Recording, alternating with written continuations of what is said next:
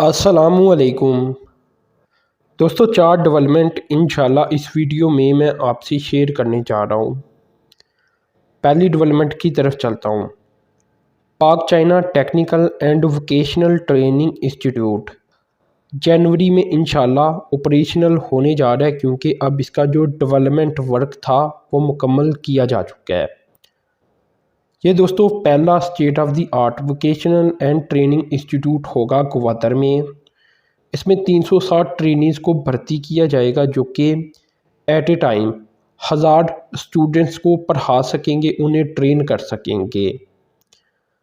यहाँ दोस्तों मैं आपको बता दूं कि जो ज़्यादातर जॉब्स हैं तकरीबन हाफ वो अभी जो लोकल्स हैं उन्हें फ़राहम की जा सकेंगी, और अभी आधी इसलिए उन्हें फ़राहम की जा सकेंगी कि वहाँ अभी आपको पता है कि कोई ज़्यादा ट्रेनीज़ मौजूद नहीं, इसलिए पूरे मुल्क से शायद ट्रेनीज़ को इकट्ठा करना पड़े। और आहिस्ता आहिस्ता इस तरह होगा कि जो ग्वादर के लोग होंगे वही खुद को ट्रेन करने के बाद यहाँ नौकरियाँ हासिल कर पाएंगे।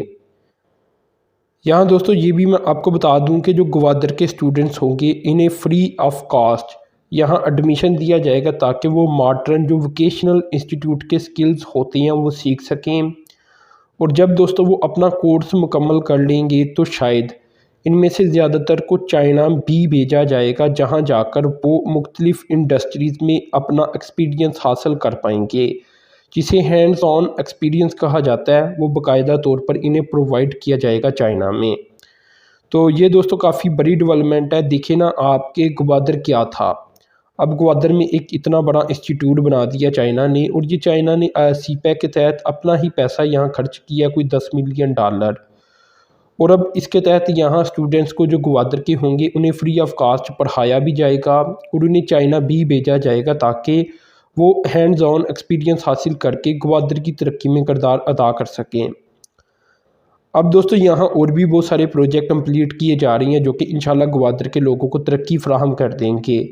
यहाँ मैं आपको बता देता हूँ कि इस इंस्टीट्यूट की जो मेन बिल्डिंग है यहाँ 2 ब्लॉक्स बनाई गई हैं। इसके अलावा एक एडमिनिस्ट्रेशन ब्लॉक अलग से बनाया गया है, 4 वर्कशॉप्स भी साथ बनाई गई हैं, कैफेटेरिया बनाया गया, हॉस्टल बनाया गया है, और पार्किंग एरिया के अलावा एग्जामिनेशन सेंटर, एक ब्लॉक एग्जामिनेशन और टीचर लॉजिंग फैसिलिटी भी बनाई गई है।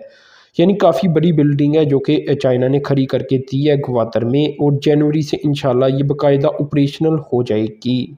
अब खैर दोस्तों एक और डेवलपमेंट की तरफ चलता हूँ।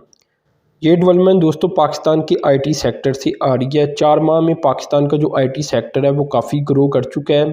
जुलाई से अक्टूबर तक गालबन ये 4 माह बनती हैं।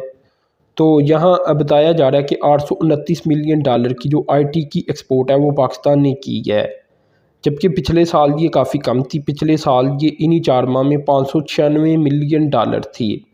तो 39.2% का इंक्रीज सामने आया, जो कि बहुत बड़ी ग्रोथ है अगर देखी जाए।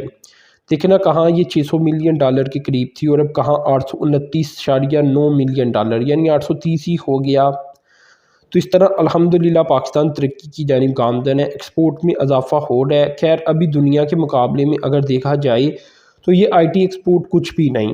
इंडिया अरबों डॉलर की करता है, थाईलैंड और इस तरह के बाकी ममालिक अरबों डॉलर की एक्सपोर्ट करती हैं जो आईटी की बनती है। लेकिन पाकिस्तान आहिस्ता आहिस्ता अब ग्रो कर रहा है, और बहुत तेज़ी के साथ इंशाल्लाह ये ग्रोथ सामने आएगी पाकिस्तान की। और फ्यूचर का जो आईटी का हब है वो इंशाल्लाह पाकिस्तान ही बनेगा। और ये मैं खुद से नहीं कह रहा, ये बहुत सारी रिपोर्टें भी सामने आ चुकी हैं कि पाकिस्तान का जो आईटी सेक्टर है वो बहुत तरक्की करेगा, और फ्यूचर इसका बहुत ब्राइट होगा।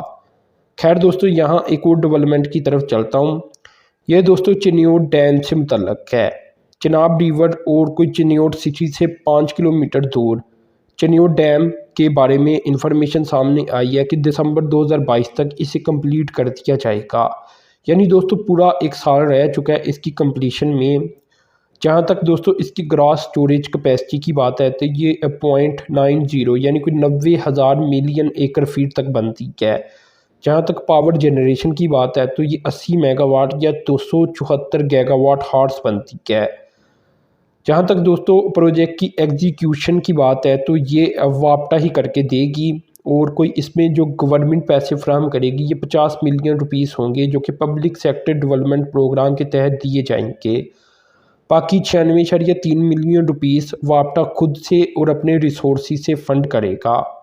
तो इस तरह इंशाल्लाह ये प्रोजेक्ट कंप्लीट किया जाएगा। यहाँ दोस्तों ये भी मैं आपको बता दूँ कि इसकी जो फिजिबिलिटी स्टडी है डैम की, ये वापटा ने की थी और इसे 2019 में मुकम्मल भी कर लिया गया था। तो अल्हम्दुलिल्लाह ये एक और प्रोजेक्ट सामने आ रहा है, डैम प्रोजेक्ट सामने आ रहा है जो कि मुकम्मल हो जाएगा 2022 के एंड तक। यानी अभी भी दिसंबर है, दिसंबर का एंड है, तो पूरा एक साल रह चुका है। अगर ये लेट ना हुआ तो इंशाल्लाह ये कंप्लीट हो जाएगा। अब खैर दोस्तों एक और डेवलपमेंट की तरफ चलता हूँ।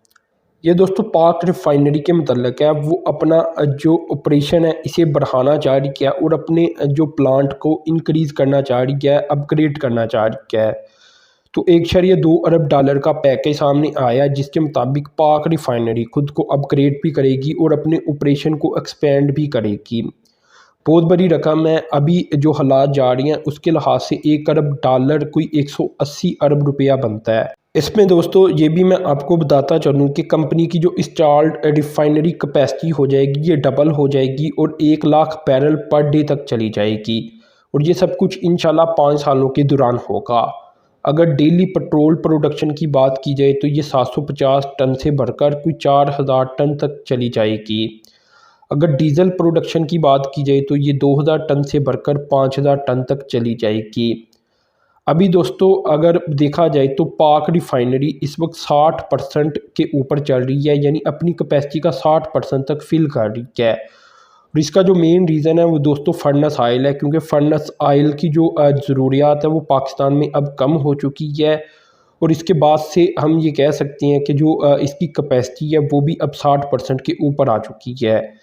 अब इसे दोस्तों अपग्रेडेशन करने का भी मंसूबा इसलिए बना है कि अपग्रेड करने से जो इसकी फर्नेस ऑयल की पैदावार है वो कम हो जाएगी और जो पेट्रोल और डीजल है उसकी क्वालिटी बेहतर हो जाएगी, जो कि यूरो 5 और यूरो 6 के ऊपर चला जाएगा। इससे ये होता है कि फर्नेस ऑयल की जो प्रोडक्शन कैपेसिटी है उसमें कमी आती चली जाएगी। अभी दोस्तों फर्नेस ऑयल कोई 30% ओवरऑल आउटपुट का बन जाता है, जो कुछ भी यहाँ से निकलता है डीजल और पेट्रोल के अलावा। तो 60% के ऊपर ये इसलिए चल रही है कि 30% का जो फर्नेस ऑयल की कैपेसिटी है वो पूरी नहीं हो पा रही। तो उसी वजह से अब इसे अपग्रेड किया जाएगा और इसे ये भी होगा कि पाकिस्तान में जो पेट्रोल की क्वालिटी है वो बहुत बेहतर हो जाएगी, क्योंकि इसकी अपग्रेडेशन के साथ ही जब यूरो 5 कंप्लाइंट डीजल या पेट्रोल पाकिस्तान में मिला करेगा और ये प्रोड्यूस करके दिया करेगी तो इससे पाकिस्तान की जो गाड़ियाँ इसके ऊपर भी अच्छे असरात आएंगे, क्योंकि अच्छा पेट्रोल होगा माहौल के ऊपर भी अच्छे असरात आ जाएंगे। और जो फर्नेस ऑयल की ओवरऑल देखी जाए प्रोडक्शन है उसमें भी कमी आ जाएगी। यहाँ दोस्तों मैं आपको बता दूं कि कुछ पैसा ये कर्ज की सूरत में लेंगे और कुछ इन्वेस्टर इन्हें फ्राहम करेंगे पैसा। अभी स्टार्टिंग में इसकी स्टडी की जाएगी जिसके ऊपर गालबन 50 मिलियन डॉलर तक की कास्ट आ सकती है, जिसके बाद इसकी ओरिजिनल कास्ट निकल कर सामने आएगी। लेकिन मोटा मोटा बताया गया है कि 1.2 अरब डॉलर का ये एक मेगा प्रोजेक्ट होगा। जहां तक दोस्तों इसके डेट पोर्शन की बात है कि 1.2 अरब डॉलर से कितना कर्जा ये लेंगे, तो ये कोई 780 मिलियन डॉलर तक का कर्जा हासिल करेंगे। और इसमें कुछ फ़ॉरेन जो सोर्सेज हैं वो भी इससे पैसे फ्राहम करेंगे ताकि ये अपने ऑपरेशन को जारी रख सकें। यहाँ ये भी मैं आपको बता दूं कि अभी पहले 3 माह में ये नुकसान में जा चुका है अदारा 378 मिलियन रुपीस के साथ, जबकि पिछले साल इन्होंने 282 मिलियन रुपीस प्रॉफिट भी कमाया था।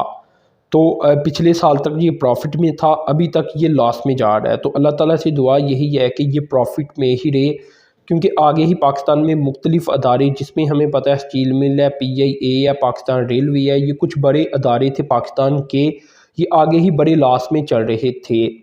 तो खैर दोस्तों ये 4 डेवलपमेंट मैंने आपसे शेयर की, चारों अच्छी डेवलपमेंट थी। तो आपने चैनल को सब्सक्राइब कर देना है, साथ में जो बेल के आइकान पर क्लिक कर देना है।